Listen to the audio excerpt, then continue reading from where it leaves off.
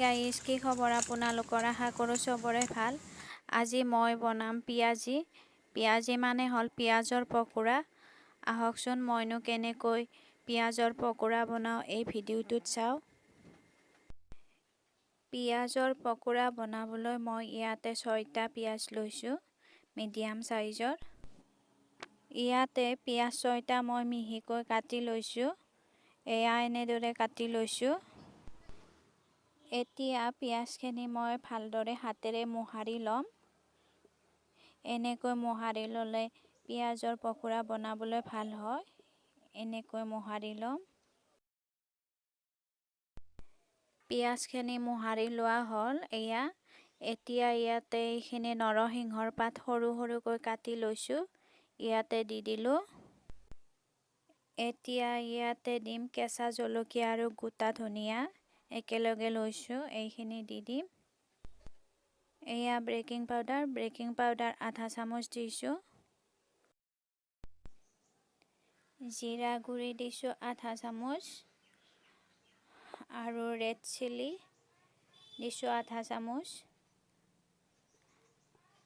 আটা দিছোঁ এচামুচ।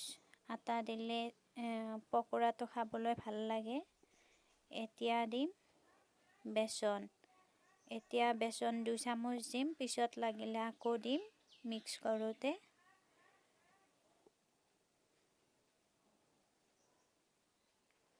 এয়া দিছোঁ নিমখ, প্ৰয়োজন অনুসৰি দিব নিমখ, আৰু কালাৰৰ কাৰণে অলপ হালধি দিছোঁ। এতিয়া এই গোটেইখিনি ভালদৰে হাতেৰে মিক্স কৰি ল'ম। গোটেইখিনি ভালদৰে মিক্স কৰি মই ইয়াতে অলপ পানী দিম, বেছি নিদিওঁ, অকণমান দিম, যাতে এইখিনি ভালদৰে মিক্স হয়। এতিয়া এইখিনিত মোৰ অলপ পানী বেছি হৈছে, সেইকাৰণে ইয়াতে আৰু বেচন 2 চামুচ দি দিম।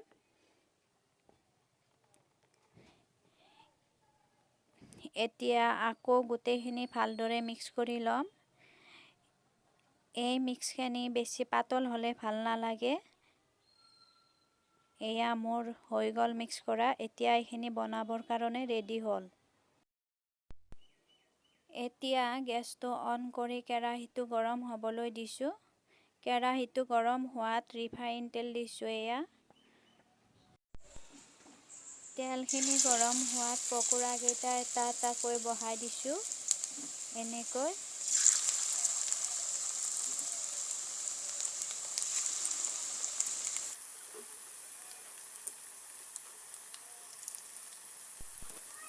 গোটেইকেইটা পকোৰা মোৰ বহাই দিয়া হ'ল।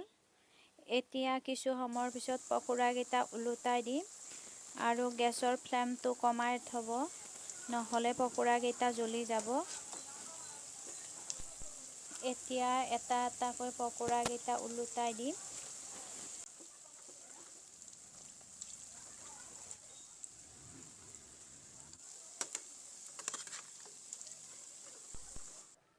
এতিয়া 4 মিনিটৰ পিছত আকৌ পকোৰাকেইটা এবাৰ ওলোটাই দিম, গোটেইকেইটা এটা এটাকৈ। আপোনালোকেও পিঁয়াজীৰ এই পকোৰাটো বনাই খাবচোন, বহুত টেষ্টি হয়। ঘৰত এবাৰ ট্ৰাই কৰি চাব। এয়া পিঁয়াজীৰ পকোৰা মোৰ বনোৱা হৈ গ'ল, খাবলৈ ৰেডি হ'ল। চাওকচোন পিঁয়াজীৰ পকোৰাকেইটা দেখিবলৈ ধুনীয়া আৰু মচমচীয়া হৈছে। যদি ভিডিঅ'টো চাই ভাল পায় তেনেহ'লে লাইক, কমেণ্ট আৰু ছাবস্ক্ৰাইব কৰিবলৈ নাপাহৰিব। পকোৰাকেইটা খাবলৈ বহুত টেষ্টি হৈছে, লগতে দেখিবলৈও ধুনীয়া।